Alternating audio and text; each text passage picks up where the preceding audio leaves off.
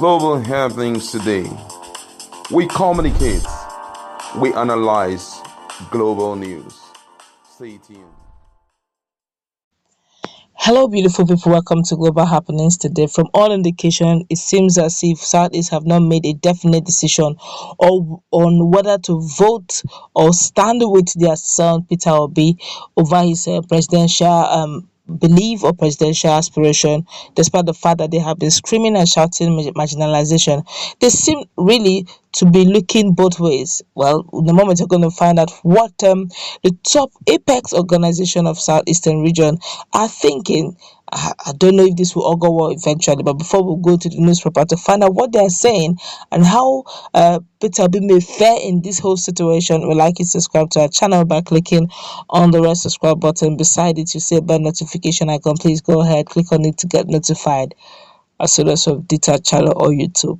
Why a lot of Nigerians cut across Nigeria are routing for Peter Obi. It looks like the Apex Igbo socio-cultural political organization, that's Ohanaeze Igbo, as at yesterday, said Igbo people would only support the presidential candidate of the People's Democratic Party (PDP) in the 2023 general election.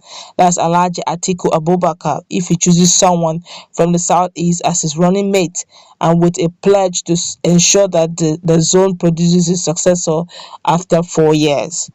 Secretary General of Ohanaeze Igbo, Mazi Okechukwu Iziguzoro, stated this in Abakaliki after a meeting with PDP National Support Forum led by Dr. Ahmed Musa and the World Igbo Youth Congress led by Dr. Francis Anaga Ufoma. He also insisted that PDP remains the only party for Igbos to achieve Igbo presidency in 2027. Iziguzoro noted that the consultative meetings were the aftermath of the presidential primaries of the political parties for the 2023 general election, which led to the emergence of Atiku of the PDP, Mr. Peter Obi of Labour Party, and Bola Ahmed Tinubu of All Progressive Congress (APC) as the presidential candidate of their parties. He also noted that supporting the candidate of APC means that the Southeast would wait for another 16 years to produce precedent. He further urged Igbo, especially the youth, to aggressively obtain their PVCs before the closure of the exercise. Speaking, Musa urged Igbo not to dump the opposition party, which they joined hands to form in 1998 through Dr. Alex Ekweme's G34, saying PDP remains the only party for Igbos to achieve Igbo presidency in 2027. Come on. Personal opinion, you may differ. You know, there's this saying that the Yorubas will call, they'll say Obalola. Obalola. Obalola in literal terms means the king of tomorrow. When that tomorrow comes, they'll tell you this is today. You have to be the king of tomorrow. Wait for tomorrow. Then the tomorrow will come. They'll tell you, this is still today. We said tomorrow. Tomorrow never ends. This issue of Igbo presidents or presidents from Southeastern extraction has been since time immemorial, to the point that there was a lot of theories, conspiracy theory, that there have been an agreement or foundational agreement, a cornerstone agreement that ever since the Biafra issue came up during the 1967 and to 1970 saga and all that, and there was this unanimous agreement from the southern and northern part that southeastern people should not be present. A lot of heresies and theories that does not I don't know how true that is, but does not have a documentation to that effect. All right, but now with this, they keep trying to South. In all honesty, let's leave sentiment. South has produced presidency from the southern part of Nigeria. Southwest has produced presidency and vice. Even South has produced presidents and vice. And the founding father is assumed that we have three major languages, three major culture, three major language, which is Yoruba, Igbo, and Hausa. The two have, several times consecutively produced presidents and vice, and even senate president. But the southeastern region have never produced it ever since democracy started.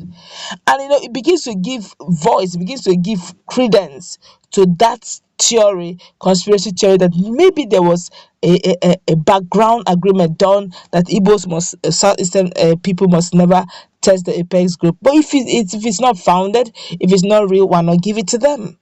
Okay, like what one of the House of Rep members said. He said, look, whether the Igbos aligned themselves against being the president or they worked against themselves, it doesn't rule away for equity and justice, fairness should, because of how heterogeneous our society is, because of how diverse our culture and national ethnicity in Nigeria is. Once it is time for the other group, just give it to them.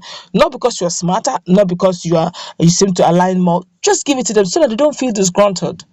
All right, now, with what Ohanes Ndiwo is saying, they're saying now that if for any reason Atiku Abubakar picks an Igbo candidate, okay, they will route all their votes to him, thereby truncating the vote of even Labour Party person Peter Obi.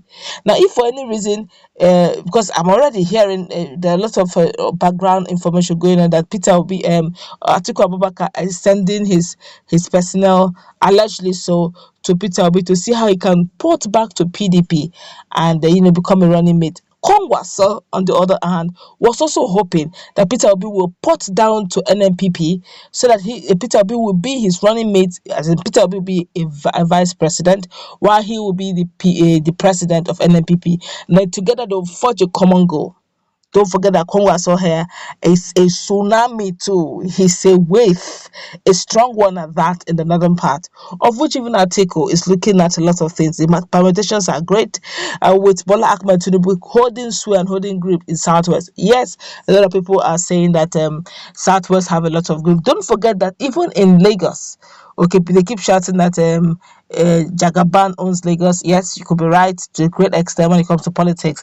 But don't forget that there are non-indigenous of Lagos. There are people who have lived in Lagos several years, but they are not Yorubas. Okay, they are much. Lagos, sometimes they will say it's a no man's land simply because of the number of persons who live there that are not originally from Lagos. Imagine now, a whole lot of times, in fact, maybe that's one of the reasons why they call the Igbos dot in a circle. A whole lot of times, the Igbos have not been known to really come all full all out, except on a state level. Except when they're running the state level politics, you see them come out. But on national level, sometimes they just do that and say, no, don't concern me. Now, there seems to be an awareness that is unprecedented, almost like NSAS.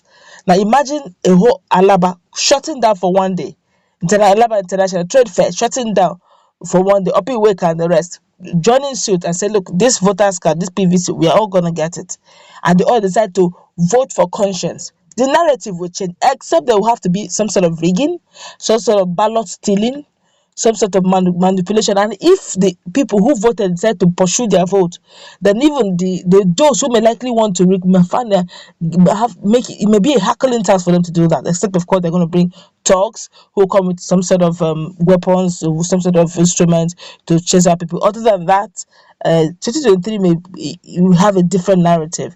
That's what we're going to wrap it up. With Ohane is standing this way, I don't know what will become the fate of Peter Obi, but I guess Peter Obi here is not looking at the Igbo thing, but he's looking at redeeming Nigeria as a country and as a nation. That's going to wrap it up. Let's put in our conversation. What's your take on the stand of Ohanes and Igbo and the likelihood of Peter